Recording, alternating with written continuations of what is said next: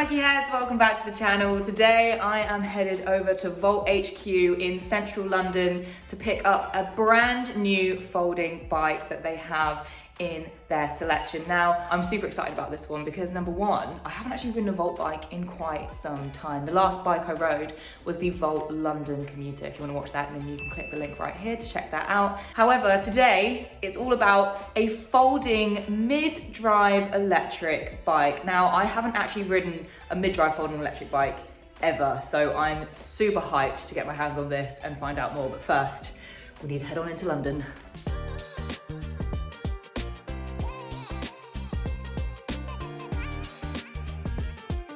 Lyle.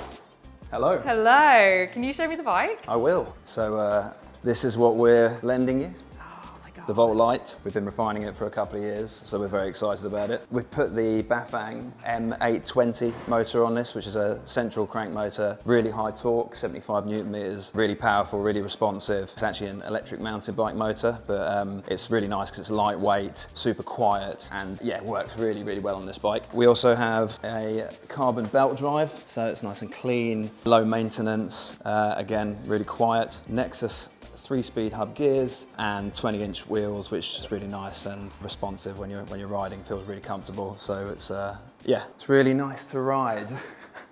That's awful, isn't it?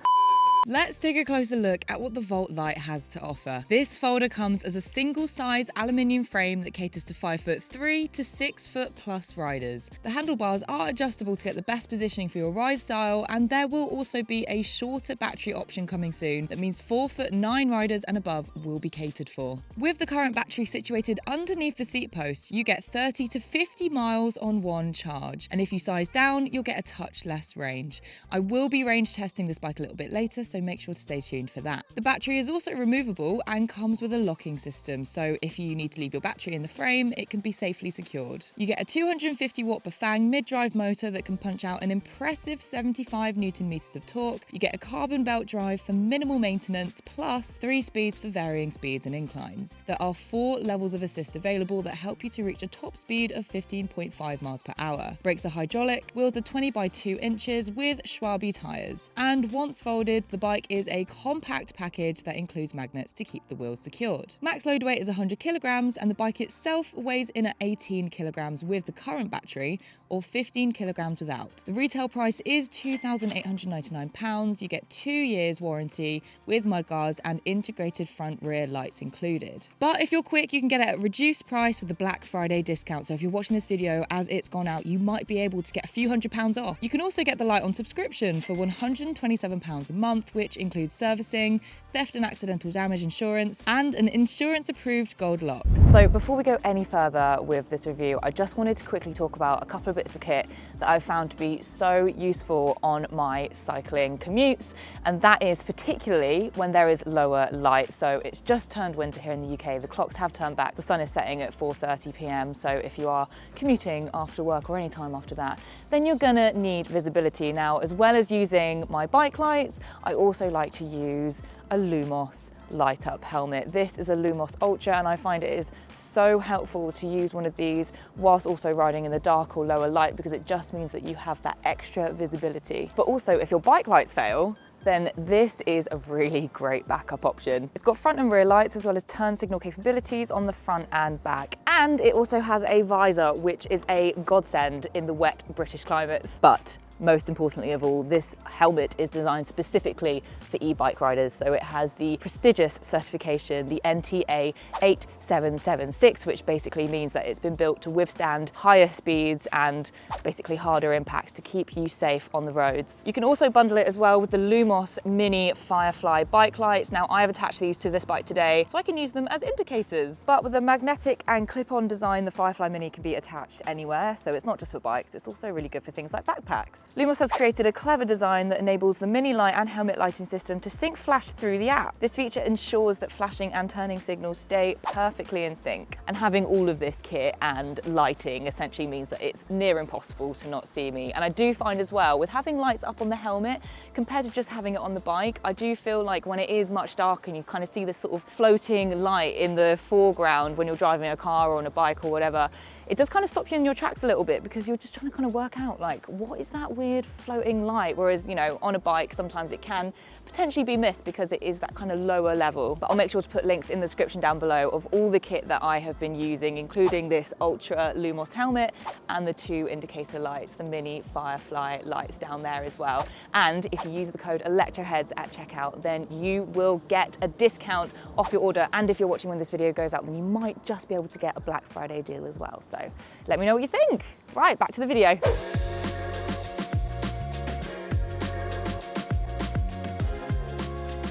Now I have to say, this is, I think, the comfiest folding electric bike I have ridden to date. And let me tell you why. First up, the saddle. Oh, it is such a dream, and it's just so nice to see, particularly with a bike at this price point, that Volt really are thinking of every little bit that does make a difference about your experience. And obviously, if you're spending this much money, then you're gonna go for it. Navigating London, oh my goodness. When you're spending over £2,000. It's just, unfortunately, I have to say this, but it is appreciated that the saddle is thought of. And the adjustable stem on the handlebars just means you can get the perfect height, the perfect positioning. And usually with a folded electric bike, you do find, because the geometry is, well, it is just a little bit more compact, it does mean that your posture can slightly suffer a bit and you can hunch. Not on this bike, no, no, no. And the mid-drive motor is so punchy. So this motor in particular has been designed for electric mountain bikes. So the fact that they've gotten something like that and put it onto basically a commuter folding electric bike, I think is ingenious, because it just means that it is pumping out an extra bit of torque, 75 Newton meters in total, which in comparison to a lot of other electric bikes that I ride, they're usually about 40, 42 Newton meters generally. So this is particularly punchy. But let's go a little bit deeper into mid-drive motor. Like, why am I gassing so much about it? Because there may be a few of you that don't really understand what I'm talking about. So when it comes to motors, usually the motor is either in the rear wheel or in the front wheel. And what happens is, if it's in the front wheel, the motor is essentially pulling you along. The power is coming from the front, a bit like front wheel drive. Or you have the rear hub motor,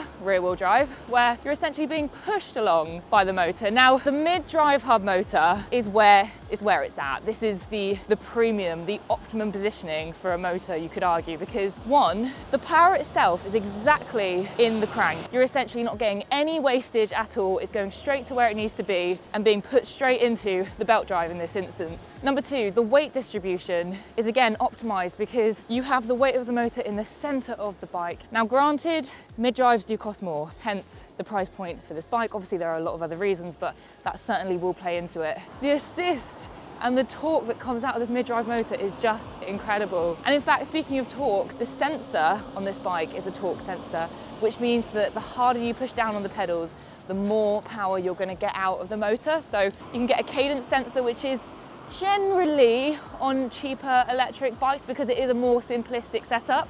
I have to say, I do really think this is my favorite electric folding bike I've ridden to date. And that's really huge, because I've ridden a lot of folding electric bikes in my time, but I am so appreciating everything that Volt have done here. They're a British brand, they're built in Milton Keynes, they've got their HQ at London Bridge, and they also have dealerships and a network of support across the UK. So if you do buy a Volt bike, there should hopefully be a dealership near where you live. And that is so important with customer service and longevity of a bike. But Volt have told me, if you are watching this video when it goes live, they are going to be having a Black Friday deal going on. So you can get this for a really good deal if you wanted to. So you better act fast. Head on over to their website and check it out, because it might still be happening if you're watching.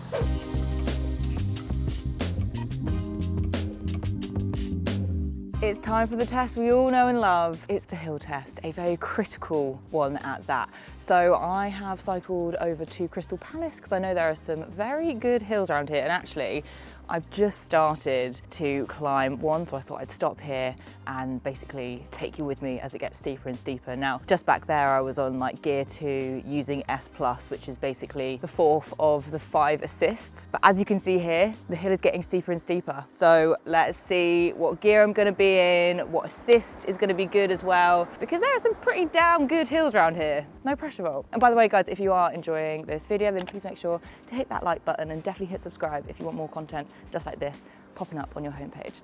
All right, should we do this? So admittedly, I should have put this into gear 1. So let's see how a hill start fares with gear 2. I'm gonna put this on boost mode. I haven't actually used boost mode yet. Oh, whoa, well. And we're off. Okay, so I'm going at 10 miles per hour, but I can definitely push through because we've got that torque sensor to tell the bike's motor to wake up. And it's climbing this beautifully, breezing up. I'm in gear 2 actually. I kind of suspected I'd need to be in gear 1. Let me pop it down to S+. Okay, so the assist has gone down just a touch. Wow, this is really impressive. And now we're obviously on the flat. I'm picking it up to about 12 miles per hour, switching it up to gear 3. That was a very good start. We're coming up to another hill here. The incline's getting a bit steeper and I'm starting to feel the weight of the bike through my legs, so I'm gonna pop it up into boost. I'm actually gonna put it down to gear 2. You can hear it click there. Oh, and that's just so much easier. Just being able to have just these 3 gears really gives you that flexibility on even a hill like this, which is blooming steep. So yeah, I think I averaged about sort of like 8 miles per hour, and that was me taking it leisurely. Well done, Volt. I'm really impressed by that. One thing I did actually notice when doing that hill climb was something happened with the battery, and actually I will talk a little bit more about that when we are in our real world range testing section, because I am going to be telling you exactly how much range I got out of this bike on my travels, so stay tuned for that. So as this is an electric folding bike, I think we better go through just how well it folds. First and foremost, it comes with the stand, but this has a kind of dual foot stand, which means that actually when you want to fold up this bike, you're able to fold it without having to support the weight of the bike, which I think is such a game changer, particularly if you have a bad back. So I at the moment am struggling with a little bit of back pain. So just unclip here without even having to support the weight of the bike. I'm able to fold it over, which is such a dream. And by the way, the wheels attach together with a magnet, which is always a winner. Then we're gonna fold down the handlebar. And then finally, you can fold in the pedals. This is by far my most favorite method of folding. I think just these little notes, like having the stand that supports the bike so that you don't need to support it, just makes it smoother, makes it so much simpler. And it's all about simplicity and not doing your back in. I also took this bike out for some rugged routes at the weekend. I was actually cycling without any power and was very easy to do so in gear 1, which was a pleasant surprise with this bike weighing 18 kilograms. And the tyres soaked up the bumpier terrain really well. So this is a folding bike that can handle towpaths too. An added bonus with this folder is you can also roll the bike with the wheels folded together. Now, I would say the magnet could be a little bit stronger for this, where there's a fair bit of movement, but it definitely does the trick. Let's talk real world range. Now, before I give you my results, I just want to talk a little bit more about the test conditions involved with this. So I am 65 kilograms. I was riding a mix of terrain. I would say it was a lot of flat, but there were also some really steep hills as well when I was doing that hill test. In terms of assist, I was using mainly S and S+, and I was using that upper level assist, the max assist of boost, when I was taking on those really steep hills. And also temperature wise, it's been much colder now that we're into November, so that is gonna affect the range. It's gonna give you less range than what you would get in the warmer summer months. For my result, I got 35 miles on one charge. So I was looking at the bike's odometer when I started and it was on 43.1 miles. I then got up to 8% battery at 73.4 miles. So I actually stopped riding, I stopped the test after 8%, and I will tell you why in just a second, but in total that comes to about 30 miles of range. So I think if I really did try and run it down to 0%, which I would recommend is not the best thing to do for your battery and longevity and optimizing it. If you did run it down to 0, I think I would probably have got about 35 miles of range. So I stopped at 8% because actually it was just getting a little bit heavy on my knees. I do have a little bit of knee pain, so I just didn't want to exacerbate that. So I would say it's just really important if you get a bike like this that you just learn what it can do with your body weight, the temperatures outside, your terrain that you're riding on, and just make sure that you kind of come prepared. Now, do you remember when I was doing the hill test, I noticed that something happened with the battery? I did notice as I was going up the hill, the amount of percentage of charge that I had on the battery was dropping pretty quickly. So when I was starting the hill, it was around 45% battery, and then taking on that really steep incline, it got down to 30% in a fairly short space of time, and that's being in the max level of assist of boost mode. Now, boost mode is designed to really push out as much power as possible, which is definitely what it had been doing. And it just goes to show how much energy that boost mode can use. So I think you do want to use that sparingly. After spending a good amount of time with the Volt Lite, I have to say this is an incredibly good offering for a folding electric bike. Now, yes, the pricing is fairly higher in terms of other electric bikes that I have reviewed on the channel, and I know that you do like that kind of more affordable option. But if you are serious about a good folding electric bike, then this is genuinely a fantastic option. And let me quickly summarize why. Because first and foremost, it's compact when you fold it down. Secondly, it's very easy to fold as well, and the magnets clip the wheels together beautifully. You've got that carbon belt drive, which means it is minimal maintenance. You've got a removable battery under the seat post as well, so whether or not you want to take it out to charge it a little bit better, or if you just want to take it out for security reasons when you're locking it up in public, it's a really great choice. Plus, that mid-drive motor, do not forget, a mid-drive motor is a much more expensive component compared to, say, like a rear hub motor, one that is made specifically for electric mountain bikes with this folding electric bike as well. So you're getting a lot of power, beautiful smooth torque. I've really enjoyed my time with this bike, to the point where I think I am able to say that this is my favorite folding electric bike to date, which is a huge comment to make from myself because I review a lot of folding electric bikes, but it truly is up there. But now it's time for you guys at home to let me know your thoughts down in the comments. If you've got any questions about the Volt Lite, then I'll be very happy to answer them as best I can. If you have enjoyed this video, then please make sure to give us a big fat thumbs up and subscribe to the channel if you haven't already to see more e-bike review content just like this. And I'll see you for the next one.